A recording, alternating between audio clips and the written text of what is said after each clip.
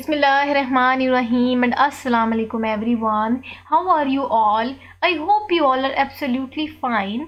As you all know that हमने FSC part 1 की biology start की हुई थी और उसका चैप्टर नंबर 4 जो है वो द सेल डिस्कस कर रहे थे।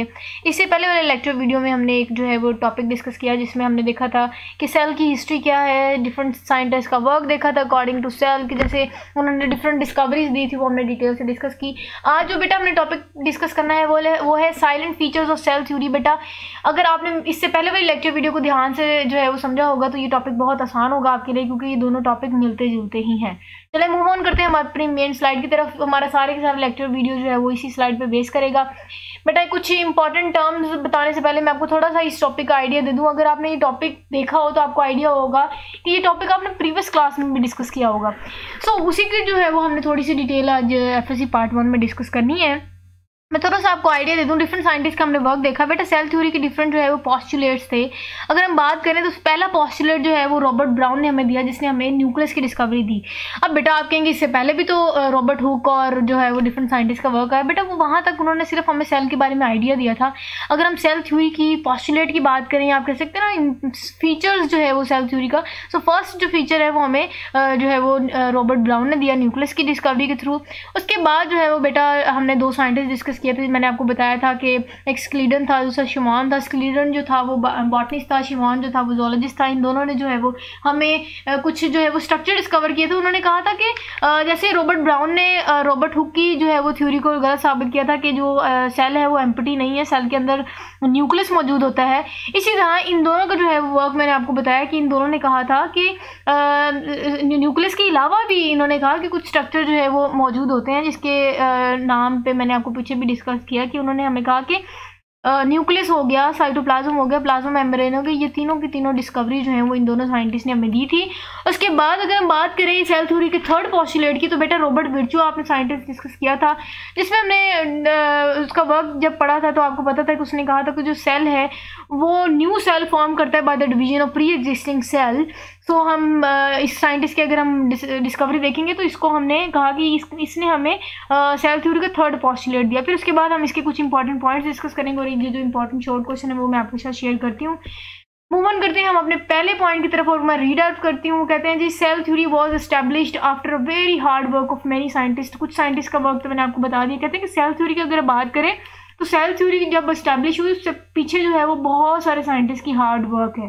क्लियर है? कुछ की तो मैंने आपको अभी इंट्रोडक्शन में ही बता दिया। Whereas वो कह रहे हैं it was formulated by a botanist named Schleden in 1838 and a zoologist Schwann in 1839।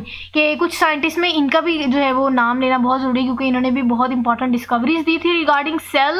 उसके बाद कहते हैं कि 1855 में रॉबर्ट विर्चू था, एक जर्मन जो है वो फिजिशियन था। बेटा इसको पैथोलॉजिस्ट भी कहते हैं।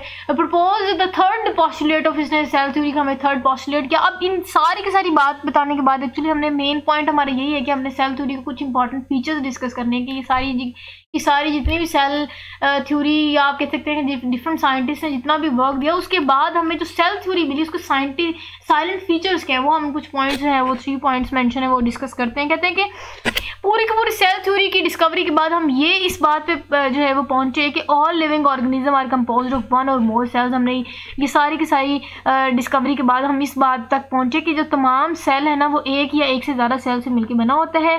सेकेंड पॉइंट है बेटा इसका कि cell is the basic structural as well as functional unit of life. मैंने इसके सेल की इंट्रोडक्शन में भी आपको बता दी कि सेल जो है वो ना सिर्फ हमारे बॉडी में स्ट्रक्चरल रोल प्ले करता है, हमारी बॉडी की जो है वो एग्जिस्टेंस की वजह बनता है, हमारी बॉडी के में बिल्डिंग ब्लॉक के तौर पे एक्ट करता है, बल्कि हमारी बॉडी में मौजूद होने के बाद डिफरेंट फंक्शंस भी जो है वो परफॉर्म करता है। इसीलिए सेल को स्ट्रक्चरल और फंक्शनल यूनिट ऑफ लाइफ कहा जाता है।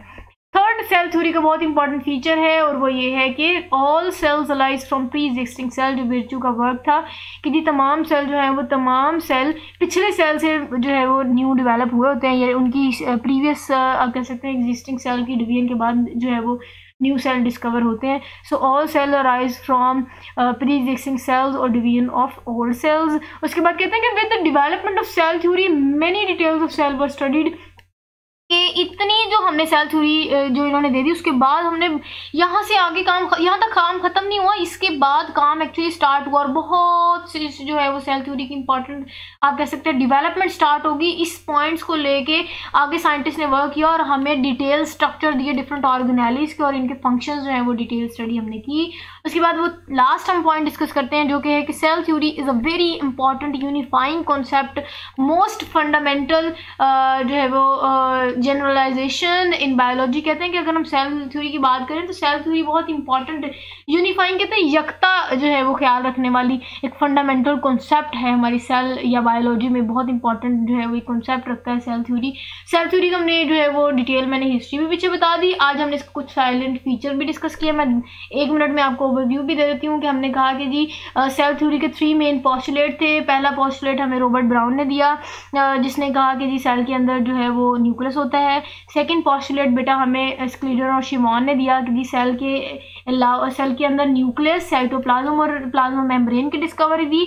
और इस सेल थ्योरी का जो थर्ड पोस्टुलेट था वो रॉबर्ट विर्चू ने दिया और उसने ये कहा था कि जो न्यू सेल्स हैं वो ओरिजिनेट होते हैं from the pre existing cell. Clear. उसके बाद हमने कुछ इसके मेन पॉइंट डिस्कस किए जो मैंने आपके साथ ऑलरेडी शेयर कर दिए हैं। उसमें उन्होंने कहा कि ये सारी की सारी थ्योरी यहाँ ही ख़त्म नहीं होगी, इसके बाद जो है वो सही काम स्टार्ट हुआ और उसके बाद हमें डिटेल्ड जो है वो स्ट्रक्चर सेल का हमें जो है वो मिला और हमने डिफरेंट ऑर्गेनेलिज के detail structure along with their function जो है वो हमें स्टडी किए। सो यहाँ तक ही था हमारा आज का लेक्चर। इंशाल्लाह नेक्स्ट लेक्चर वीडियो में हम 1 बाय 1 जो है वो डिफरेंट सेल के जो है वो स्ट्रक्चर को, सेल के जो डिफरेंट कंपोनेंट्स हैं उनको डिटेल से इंशाल्लाह जो है वो हम स्टडी करेंगे। So this is all about बेटा our today's lecture video. I hope आपको बहुत अच्छे से समझ आई होगी। अपना बहुत सारा ख्याल रखिएगा। और लास्ट पे एक बार मैं बताना भूल गई, आप क्वेश्चन देख सकते हैं कि describe the silent feature of cell theory, ये जो है वो आपसे पूछा जाता है और इसलिए मैंने यहाँ मेंशन किया है, आप इसको देख लीजिएगा। और ओके फिर देन अपना बहुत सारा ख्याल रखिएगा, दुआओं में याद रखिएगा। मुझे दीजिए इजाज़त, अल्लाह हाफिज़।